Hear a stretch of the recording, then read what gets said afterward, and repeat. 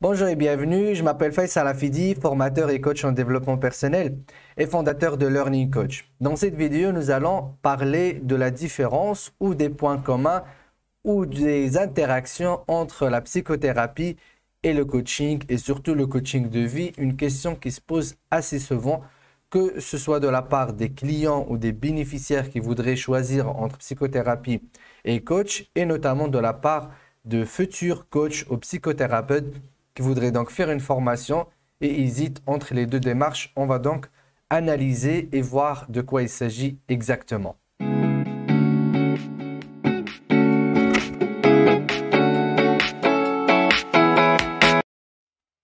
Lorsqu'on parle de la psychothérapie ou de coaching, soyons bien d'accord, nous parlons sur des formes d'accompagnement pour se sentir bien et pour pouvoir atteindre des objectifs.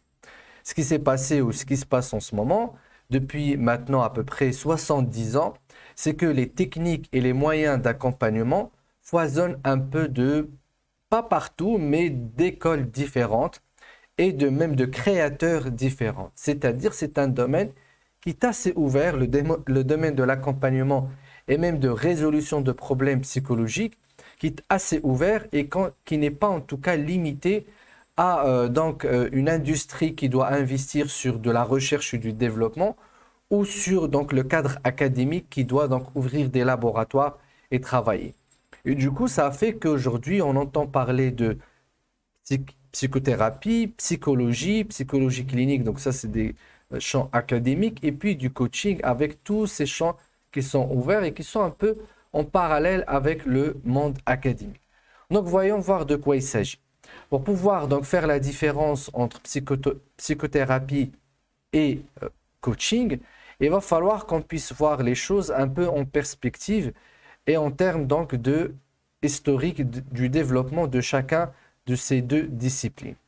Alors donc je vais essayer d'écrire le coaching et donc pour la psychothérapie, il faut d'abord savoir qu'avant qu'il y ait ce qu'on appelle la psychothérapie, il y a d'abord ce qu'on sait déjà et on connaît, c'est la psychiatrie.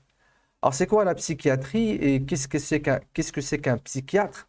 La psychiatrie, c'est tout simplement le domaine médical qui travaille et qui essaie de soigner les gens qui ont donc des pathologies psychiatriques ou des pathologies mentales. Donc là, on parle de personnes gravement malades ou très atteintes au niveau donc, de leur mental et de leur psyché, donc des personnes qui ne peuvent plus être aptes à interagir dans un cadre donc, de communication consciente et normale. On parle de schizophrénie, on parle de certains degrés de dépression très avancés, on parle donc de certains troubles de personnalité, du doublement de personnalité, on parle donc de démence. Donc là, c'est vraiment des personnes qu'on va retrouver à l'hôpital psychiatrique, soit à cause vraiment de difficultés à vivre dans la société, soit on va voir un psychiatre parce qu'on n'est plus apte à avoir une communication pour pouvoir donc travailler sur soi-même directement. Et là, donc, on va utiliser une approche médicamenteuse principalement. Donc, un psychiatre, c'est quelqu'un qui a fait des études de médecine et donc qui s'est ensuite spécialisé en psychiatrie et donc qui est habilité à donner des médicaments. Et souvent, donc l'approche psychiatrique est une approche donc pharmacologique. Donc, on va utiliser des molécules qui vont aller dans notre cerveau et qui vont donc corriger les dysfonctionnements au niveau donc de notre psyché, étant donné que le cerveau est l'organe qui s'occupe donc de notre état mental et qui représente notre état mental. Est-ce qu'un psychiatre donc fait autre chose que la psychiatrie pour accompagner? Donc, il va s'agir de psychologie ou de psychothérapie. C'est possible, mais ce n'est pas souvent le cas, à part si le psychiatre décide d'intégrer donc ces éléments dans son travail. Donc, chez un psychiatre, on va faire une consultation et non pas donc un accompagnement. Et on va sortir souvent avec donc une ordonnance pour aller acheter des médicaments et se sentir bien au fur et à mesure. Et bien évidemment, c'est un champ de recherche qui est très développé, qui aujourd'hui apporte pas mal de solutions assez donc efficaces qui permettent donc de surpasser certaines pathologies psychiatriques et même certains troubles psychologiques. Ensuite, nous avons donc tout ce qui est psychologie. Alors la psychologie, sa différence avec la psychiatrie, c'est que un psychologue donc n'a pas un diplôme donc de médecine. Un psychologue, c'est quelqu'un qui a fait la faculté donc de psychologie. Donc il a fréquenté donc l'université, il a eu une licence en psychologie, ensuite un master en psychologie et ensuite peut-être un doctorat, mais on peut exercer avec un master en psychologie. Donc tout dépend de la faculté donc fréquentée. On va étudier la psychologie de manière très très large. Donc on va commencer par la philosophie principalement. Donc on a des cours de philosophie, même un peu de sociologie, mais on va étudier toutes les écoles donc de psychologie, toute la théorie qui est derrière. Et aujourd'hui, on commence à avoir des disciplines qui vont être un peu plus pratiques. Donc soit on a des disciplines qui sont orientées, qui ont une certaine connotation donc psychanalytique, et d'autres qui sont orientées beaucoup plus vers la psychologie comportementale. Mais en tout cas, l'idée ici, c'est qu'un psychologue ne peut pas donner un médicament. Il va donc fournir un accompagnement, mais un accompagnement qui va être teinté de cette approche médicale. Donc un psychologue, il va toujours soigner. Donc il va soigner des troubles de comportement, des troubles psychologiques, et donc il va faire des séances d'une heure, de 45 minutes, et donc il va travailler sur le changement de la personne. Maintenant, on dit que la psychologie est orientée vers le passé. Oui, ça dépend des écoles. Maintenant, les écoles modernes de psychologie s'approchent beaucoup plus donc d'approches pragmatiques comme le coaching. Et on essaie de travailler même sur le présent. Alors, on appelle ça là aujourd'hui peut-être de la psychologie clinique ou clinicienne. Et donc, on va chercher à soigner immédiatement et rapidement la personne. On parle de prise en charge et donc avec un diagnostic, mais ça reste toujours très teinté donc de la médecine. Donc on a un regard, on a une philosophie. Le psychologue, il considère que toute personne qui rentre dans son cabinet, donc normalement malade, donc qui a un problème et qui a un problème sérieux et qu'il va falloir donc soigner. Normalement, on devrait avoir ces deux domaines et ça s'arrête là. Que fait la psychothérapie entre les deux? Pourquoi on parle de psychothérapie? Alors, la psychothérapie, les psychologues et les psychiatres vont la considérer comme un intrus, comme un élément donc, qui est venu, on va dire, se greffer un peu à la psychologie. Non, en fait, elle est venue se substituer un peu à la psychologie. Alors, qu'est-ce qui s'est passé? En fait, c'est venu un peu malgré la psychologie et la psychiatrie. Ce qui s'est passé, c'est qu'en fait, durant les années donc 50, 60, 70, surtout à l'école de Palo Alto, donc en Californie, et puis il y a eu tout un mouvement où il y a eu des gens donc, qui sont venus de plusieurs domaines, donc de la sociologie, de l'ethnologie, donc l'école de Palo Alto a rassemblé des gens qui sont venus un peu de partout et aussi de psychiatrie. Et donc c'était un groupe de personnes qui avaient donc comme pour but donc, de trouver des solutions rapides. Donc ils étaient surtout motivés par une question donc, de rapidité dans les soins et ils sont aussi portés par le souci de l'efficacité, c'est-à-dire en quelques séances, pouvoir avoir un résultat. Alors la psychiatrie, ça ne l'intéressait pas, la psychiatrie, donc on avait un regard donc, de malade et donc il fallait apporter des médicaments. Et la psychologie était très lente, était très théorique, donc on avait donc ces séances très lentes où le client va parler de son historique de vie, on va analyser ses rêves, on va faire beaucoup d'analyses avant de pouvoir vraiment apporter des solutions à la personne. Alors, à l'époque, donc, il y avait des personnes qui s'intéressaient à des solutions rapides et efficaces. Donc, parmi eux, il y a eu carrément des psychiatres donc, qui n'étaient pas satisfaits en tout cas de ce que pouvait apporter donc, la psychologie, la psychiatrie, et donc qui disaient il faut quand même des solutions. Et puis, il y avait aussi problématique d'accompagnement, c'est-à-dire les personnes qui venaient en psychiatrie et en psychologie n'étaient pas forcément donc des personnes qui avaient des fois des graves troubles. Donc, il y a des personnes effectivement qui ont de graves troubles. Donc là, il va falloir vraiment faire des interventions assez lourdes et assez longues. Donc, on est vraiment dans le cadre de soigner. Donc là, on va soigner. Mais il y a des personnes comme vous et moi qui sont peut-être sains d'esprit, mais qui ont des troubles à des moments de leur vie. Donc, on passe par des situations difficiles. Donc, notamment par exemple, une sorte de dépression qui n'est pas autant grave, un deuil, un drame, donc un changement de vie radical, de l'anxiété, des phobies. On peut avoir donc tout simplement pas une maladie permanente, donc là qui s'est installée, qui s'est imposée, que je dois porter, mais un trouble passager. Donc on peut dire c'est une maladie passagère, c'est-à-dire au lieu d'avoir une maladie chronique, on a un rhume psychologique, on va dire, et puis on a besoin d'être soigné, mais pas traité en tant que malade qu'on doit vraiment interner. Et du coup, la psychiatrie et la psychologie ne faisaient pas trop de différence entre ces deux éléments. Donc, elle attaquait de la même façon, donc elle approchait de la même façon ces deux individus. Et ces individus-là ne se considéraient pas malades, donc avaient un problème avec ce regard de malade psychopathe.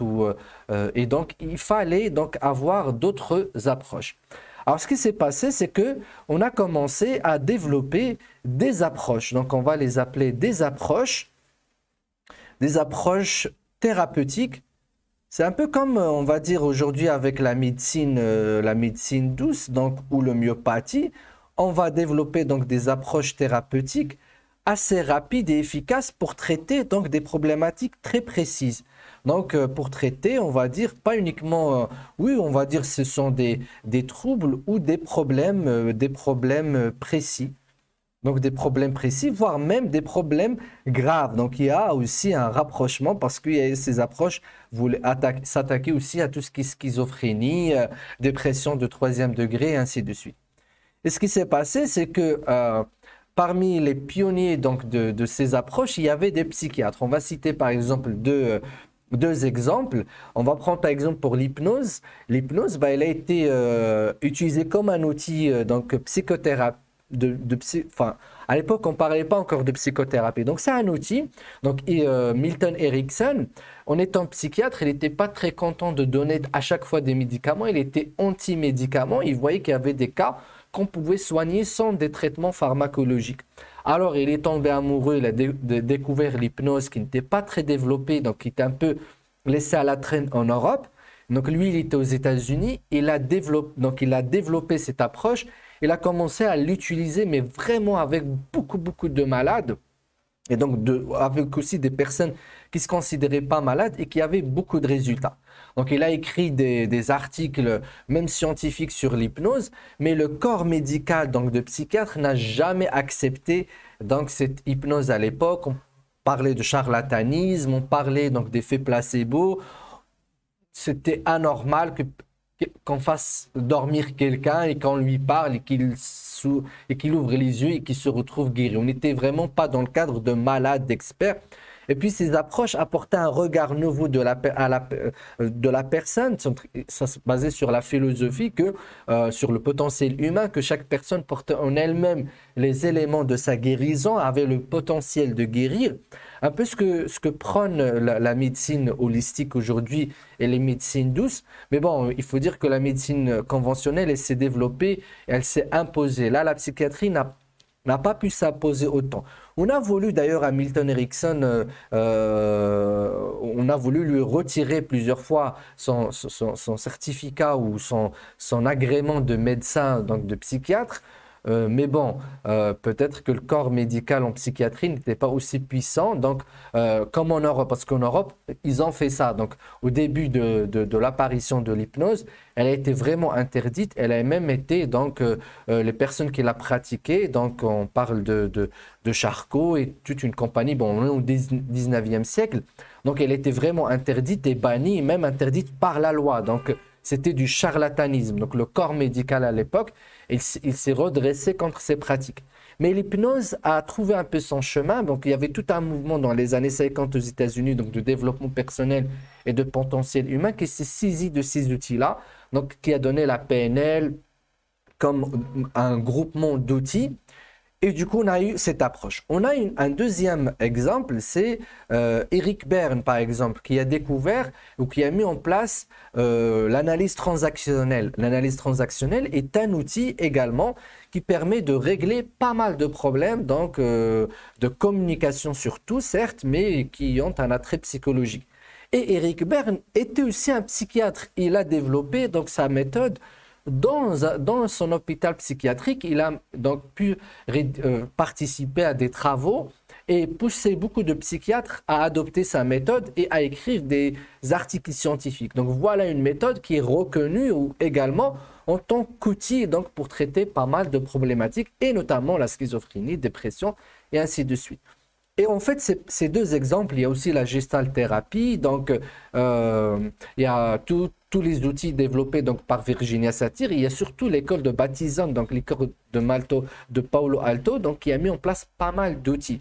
Il y a la gestalt thérapie en Allemagne qui a vu sa naissance et du coup, par exemple, il y a aussi Beck qui a développé donc, la thérapie cognitivo-comportementale, qui est aussi un médecin, donc un psychiatre aussi, qui était très porté par la psychanalyse. Donc, il est un psychiatre, donc il a adopté la psychanalyse comme outil. Donc, il était, on va dire, dans ce cas-là, plus ou moins psychologue, mais il n'était pas satisfait. Il a mis en place tout un corpus, donc la thérapie cognitivo-comportementale, qui a vraiment donné ses preuves scientifiques. Donc, il y a on va dire, une cinquantaine, voire même plus, d'articles scientifiques sur ce sujet-là, et donc qui a démontré son efficacité en termes, par exemple, de soins de dépression, et même un soin irréversible qui est égal au médicament, mais qui plus que le médicament, parce qu'il ne laissait pas la dépression revenir.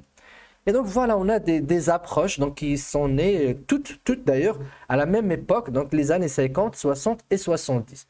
Et il y a d'autres médecins par-ci par-là, il y a d'autres sociologues, il y a juste des personnes qui ont quitté leur travail, qui étaient ingénieurs, et donc qui ont apporté des approches, et du coup, il y a par exemple des médecins qui sont dans d'autres domaines comme par exemple la psychocybernétique, donc qui a été développée par un médecin esthéticien, et ainsi de suite. Et du coup, on a pas mal d'approches, et avec toutes ces approches-là, ces gens-là ils se demandent qu'est-ce qu'on va appeler tout ça.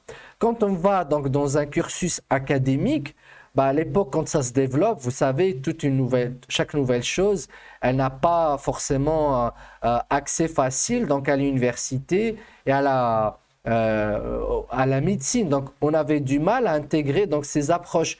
Et comme c'était des approches très efficaces, les gens allaient donc les apprendre très vite parce que ces gens-là, quand ils développent ces approches, ils mettent en place tout de suite un séminaire. Il y avait un foisonnement de la formation individuelle. Donc les gens, les années 50, il y avait aussi ce début où les gens, même après leur diplôme universitaire, continuaient à se former. Donc c'est le XXe siècle a connu cette révolution, surtout après la Deuxième Guerre mondiale, où les gens se formaient par leur propre volonté. Donc les séminaires, les formations le week-end, c'est pas quelque chose qui était connu auparavant. C'est assez normal aujourd'hui. Mais avant, non, quand on avait son diplôme universitaire, c'est bon, c'était bon. Et donc, ces gens-là mettaient en place des séminaires d'une semaine. Donc, en une semaine, par exemple, 10 jours, allez voir 30 jours, par exemple, on va t'apprendre à utiliser l'analyse transactionnelle, on va t'apprendre à utiliser l'hypnose, on va t'apprendre à utiliser la gestalt thérapie, on va t'apprendre un outil comme ça et on va te dire, vas-y, va soigner.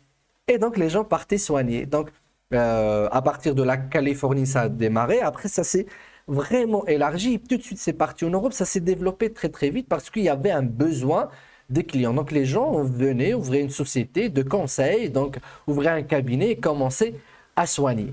Et donc soigner avec ces techniques apprises en une semaine, après un mois. Bien sûr, on reste accompagné et ça marche. Le problème, c'est que ça marche. Enfin, c'est pas un problème, mais la bonne nouvelle, c'est que ça marche. Alors comme ça marche, il faut donner à tous ces outils-là un nom. Alors on a décidé de leur donner le nom de psychothérapie. Donc, un psychothérapeute, c'est quelqu'un qui n'a pas forcément, donc un psychothérapeute, c'est quelqu'un qui n'a pas forcément donc, fait la psychologie, qui n'a pas fait de la psychiatrie, mais qui s'est formé sur des approches. Donc, je vais dézoomer là. Donc, qui s'est formé sur des approches qui lui permettent de soigner donc des problèmes psychologiques.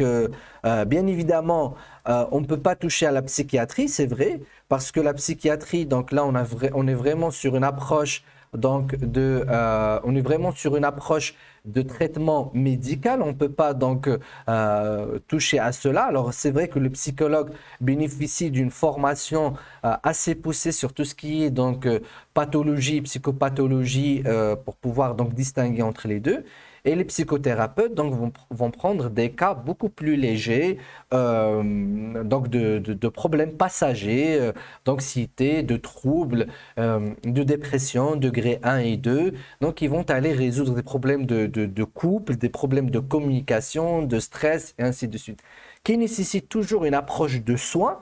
Donc, le psychothérapeute, alors là, il partage avec les psychologues et avec les psychiatres cette idée donc qu'on traite, on est toujours dans le traitement, on est toujours donc dans un soin, on est soit dans un traitement ou dans une approche donc de soins, parce que encore une fois, ceux qui ont développé auparavant donc ces techniques psychothérapiques donc étaient des médecins, venaient donc du champ de la médecine et même de champ de psychologues. Donc il y a des psychologues pareil qui ont développé des approches. On dit aujourd'hui qu'il y a à peu près 200 approches en psychothérapie. Alors je ne sais pas si c'est un bon chiffre ou pas, mais il y en a beaucoup. Donc, et toutes vous pouvez en apprendre une en une journée.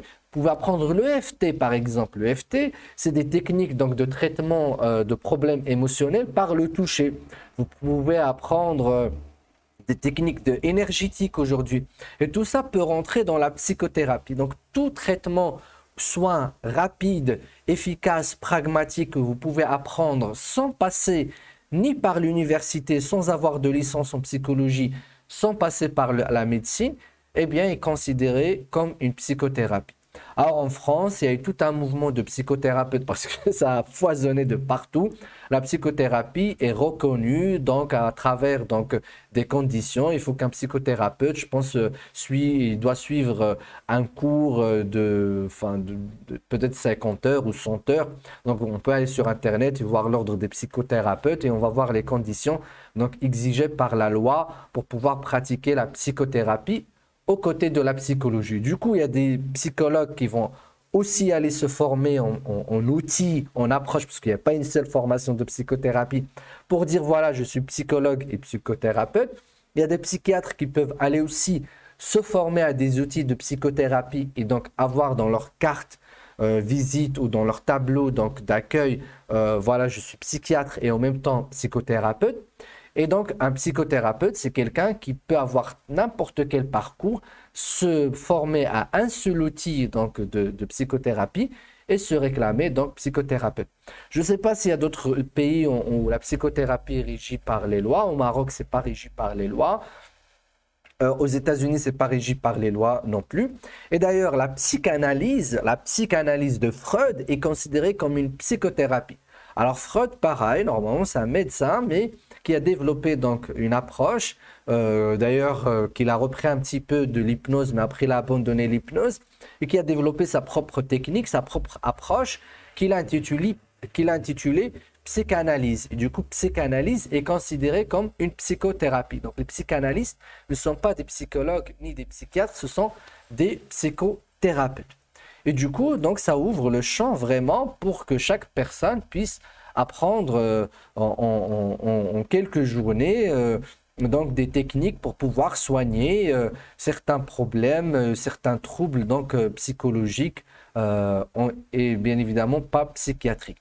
Et tout cela pour atteindre un bien-être, donc une santé psychologique, une force psychologique qu'on va inscrire dans un cadre de développement personnel. Donc voilà pour la psychothérapie. Venons maintenant au coaching. Le coaching, il a eu aussi sa naissance presque à la même période, donc tout cela c'est à partir de la Deuxième Guerre mondiale. Donc le coaching, lui, il est venu donc du côté sportif et pareil, l'idée du coaching, c'est qu'il faut donc travailler sur le mental. Mais là, la grande différence entre la psychothérapie, psychologie, psychiatrie et coaching, c'est que le coaching, il est venu avec l'idée non pas de soigner ou de traiter, mais il est venu avec l'idée de rendre performant. Donc, il s'est inscrit vraiment dans une histoire de performance, donc de donner la force, de donner donc la capacité, de donner le pouvoir à atteindre certains objectifs et certains buts qu'on va travailler. Donc, il est venu du monde sportif, donc, et puis il est parti, le coaching a ensuite voyagé vers le monde de l'entreprise. Donc, dans l'entreprise, on a besoin d'acquérir des compétences, un mindset, un mental. Donc là, le coach cherche à trouver des moyens pour que son coaché ait un mental solide. Donc, il ait un mental solide, qu'il ait donc une posture qui va lui permettre d'apprendre vite ou de réaliser rapidement ses objectifs. Et donc, les coachs, comme aussi ça reste dans le cadre donc du libéral et comme le coaching, pareil, n'a pas trouvé sa place dans le lieu académique, eh bien, avec la psychothérapie, les coachs, de temps à autre, ils sont curieux et vont aller trouver une approche thérapeutique parce que leurs clients, par exemple, souffrent de phobie. Souvent, où ils vont trouver que leurs clients ont des problématiques de stress émotionnel trop importantes, où ils vont trouver que leurs clients, des fois, ils ont besoin de se débarrasser de drames. Alors, des fois, on peut dire à un autre client, va voir un psychothérapeute. Il dit, oh là là, mais je n'ai pas envie de voir un psychothérapeute. Et quand tu dis ça, par exemple, moi, en tant que coach, je dis ça à un premier client, deuxième client, troisième client, quatrième client. Ils me disent, non, je n'ai pas envie de voir un psychothérapeute. Si toi, tu peux m'aider, ça serait encore mieux. Eh bien, le réflexe naturel que je vais avoir en tant que coach, c'est de me dire, tiens, qu'est-ce qu'il faudrait faire pour pouvoir aider ces personnes à dépasser un traumatisme ou un drame? Eh bien, je vais aller trouver pas mal d'approches en psychothérapie sur lesquelles je peux aller me former. Ok, donc je prends congé, je vais aller me former, je vais exercer, je vais revenir voir mes clients après 1 mois, 2 mois, 3 mois, 4 mois, avec bien sûr des gens qui vont m'accompagner. Tout ça, c'est fait de manière bien évidemment professionnelle et fiable. Donc, je vais contacter mes clients et leur dire, voilà, pour ta problématique de traumatisme, voilà, je me suis formé à un nouvel outil et donc je te propose de venir et on va travailler là-dessus. Et voilà donc le mariage un petit peu entre la psychothérapie qui est là que pour soigner et traiter et le coach qui commence à chercher des outils psychothérapiques pour toujours donner la performance. Mais donc, il y a une grande différence entre le coaching et la psychothérapie, c'est une différence de posture. Donc, la posture du coach est une posture pour donner donc de la performance et les moyens pour atteindre un objectif bien précis. Et la posture donc du psychothérapeute, on l'a dit, c'est une posture de soin. Donc, c'est de se débarrasser. Donc, la posture ici, c'est pour se débarrasser donc d'un problème psychique, pour se sentir mieux, pas plus. Donc, on enlève l'épine qui fait mal et c'est bon. Le coach, non. Il va d'abord travailler sur l'objectif et s'il trouve des épines, il va aller les enlever. Mais il ne démarre pas avec les épines, il ne démarre pas avec les problèmes. Il démarre avec les résultats souhaités par le coaching. Maintenant, le problème ne se posait pas dans les années 70, 80, 90 parce que le coaching était exclusivement, on va dire, performance entreprise. Donc, il a démarré avec les chefs d'entreprise et ça a commencé à descendre petit à petit vers les hauts cadres, les cadres moyens, les employés. Aujourd'hui, on commence à coacher un peu tout le monde. Et dans les outils, dans le coaching entreprise, il y a eu pas mal d'outils développés donc, dans le cadre de l'entreprise. Et ce qui a fourni ces outils pour les coachs, ce sont souvent donc les formations en management, les techniques d'animation de formation, parce qu'il y a aussi un autre volet qui est la formation professionnelle, où il y a des formateurs donc, qui entraînent déjà les managers à travers des outils, en faisant des séminaires. Donc, ils donnent des outils aux managers pour devenir des managers performants. Donc, ils se sont inspirés de ces outils-là et se sont aussi inspirés des outils utilisés par les sportifs, donc tout ce qui est donc, mindset et mental. Donc, tout ça fait que les coachs se disaient sereinement, je ne suis pas psychothérapeute, tu as un problème psychologique, va voir un psychothérapeute, moi je suis là pour t'aider à réussir à atteindre tes objectifs. Jusqu'aux années, donc, on va dire 90-2000, mais surtout après les années 2000, où le coaching a commencé à se faire connaître de la part du grand public. Donc, on commence à voir le coaching dans les médias, à la télé. Donc, on en parle assez souvent, surtout après les années donc 2010, après la crise économique donc de 2009-2008.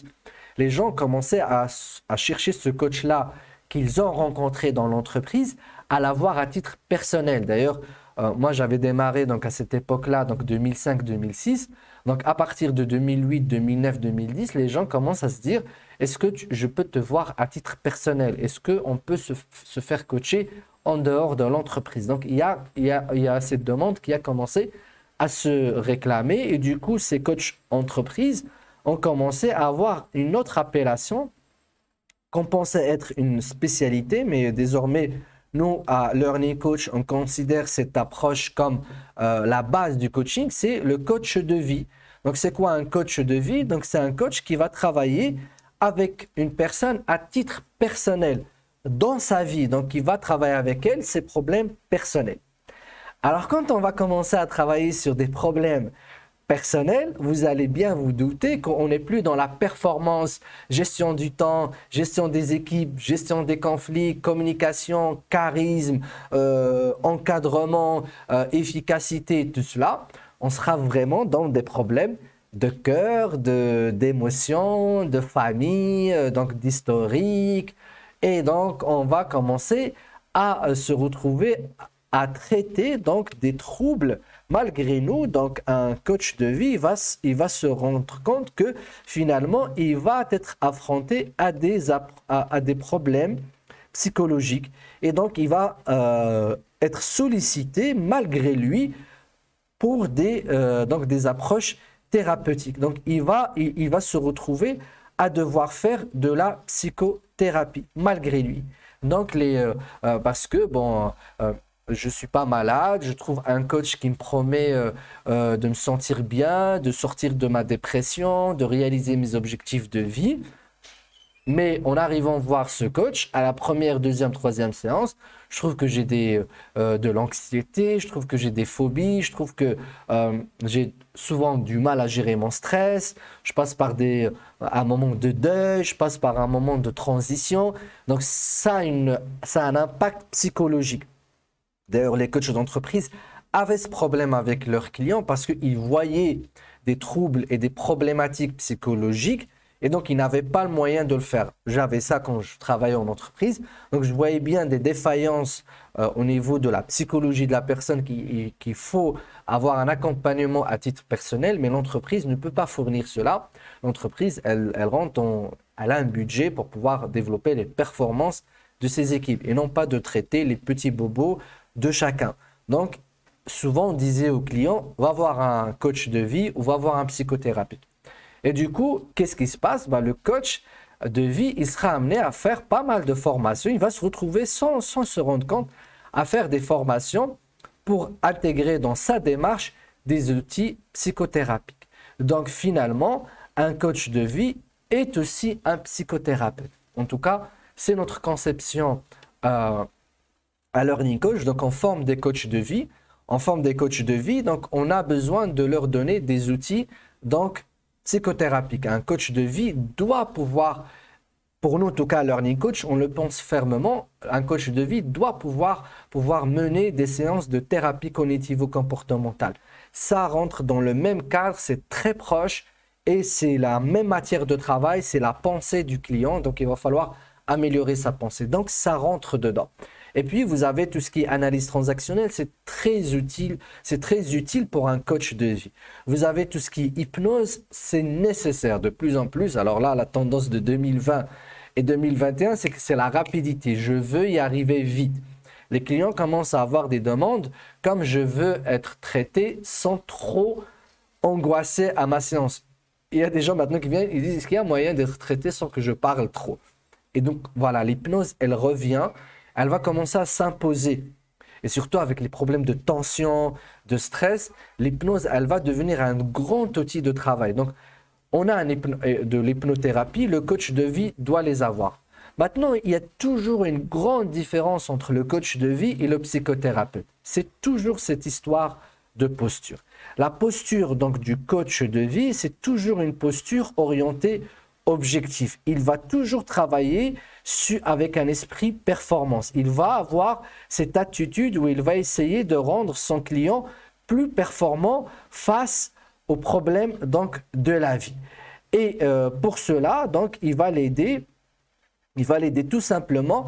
Donc, j'ai mal dessiné mon petit bonhomme. Il va l'aider tout simplement à se sentir bien dans un objectif, dans une optique de performance, donc d'avoir le leadership sur sa vie.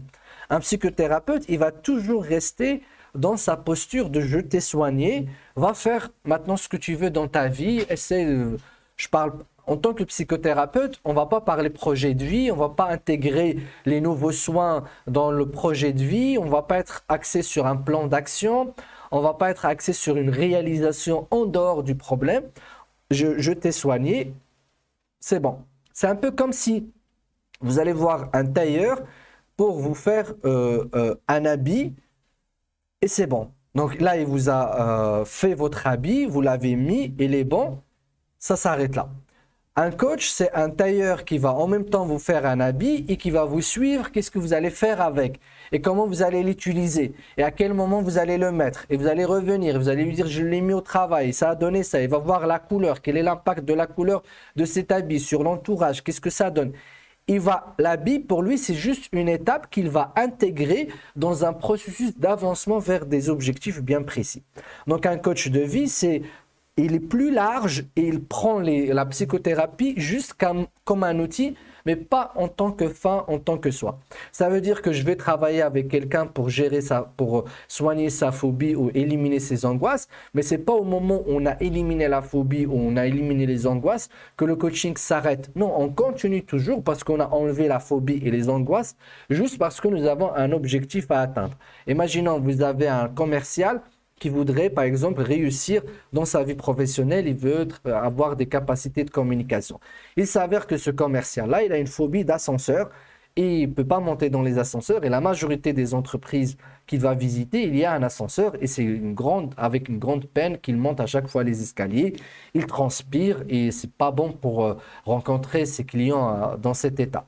Donc, il se peut qu'un coach de vie fasse des séances pour éliminer la phobie, surtout avec la PNL. Aujourd'hui, on peut éliminer la phobie très facilement, au bout d'une séance, voire deux, maximum trois. Donc, il va utiliser cet outil psychothérapique pour enlever la phobie, mais il ne va pas dire « Ok, tu n'as plus de phobie, on ne se voit plus. » Non, « Ok, maintenant, on a enlevé la phobie, on continue à travailler sur ton projet, ton objectif qui est donc d'augmenter tes ventes. » Donc, ça, c'est à titre professionnel. À titre personnel, vous avez une personne qui a du mal à gérer son couple parce qu'il y a un traumatisme, soit un traumatisme familial dans le couple donc des parents, soit un traumatisme dans un couple ancien. Et donc, un coach de vie va utiliser plusieurs approches. Il y en a plusieurs, que ce soit le FT jusqu'à la gestalt thérapie, jusqu'à la thérapie cognitivo-comportementale. Il va en choisir un sur lequel il est bien formé. Il va donc travailler sur ce traumatisme, il va le soigner. Mais il ne va pas dire, OK, tu n'as plus de traumatisme par rapport à cet événement-là, on arrête le coaching. Non, on continue à travailler sur le coaching jusqu'à ce que cette relation que cette personne a envie d'instaurer va l'instaurer. Et du coup, on peut avoir même plusieurs thérapies qui peuvent être menées dans un cadre de coaching. Donc, le coaching, c'est un peu un espace où la thérapie peut trouver sa place, comme elle peut ne pas trouver sa place. Je peux aussi faire un coaching sans jamais avoir à faire appel à des outils ou à des approches psychothérapiques. Donc voilà la différence et les points communs entre le coaching et la psychothérapie. Donc, vous avez vu qu'à travers l'histoire, c'est quelque chose qui est venu un peu toute seule. Moi, je pense personnellement qu'avec le temps, ça serait bien que même les psychothérapeutes se forment au coaching parce que la posture du coaching, elle est vraiment la meilleure. C'est-à-dire, s'il y a quelque chose où le coaching excelle aujourd'hui, c'est pas pour défendre le coaching par rapport à la psychothérapie, hein, ça reste des sujets de développement, mais je trouve que le coaching de vie principalement devait être la formation principale qu'on devrait donc donner à tous les psychothérapeutes, voire même aux psychologues, parce que là où le coaching a vraiment excellé et s'est très bien développé, c'est l'aspect posture. La posture du coach, elle est vraiment idéale parce qu'il prend pas mal de distance avec le coaché. Et surtout, comme je l'ai dit, il intègre donc la thérapie et le bien-être dans un projet de vie. Le bien-être n'est qu'un moyen pour le coach pour atteindre des objectifs et réaliser le projet de vie ou le projet pour lequel ou l'objectif pour lequel le coaché est venu à la base voir le coach. Voilà, j'ai fini avec cette vidéo. Si vous avez des questions, n'hésitez pas à les poser en bas de cette vidéo et je vous dis à très bientôt. Ciao, ciao.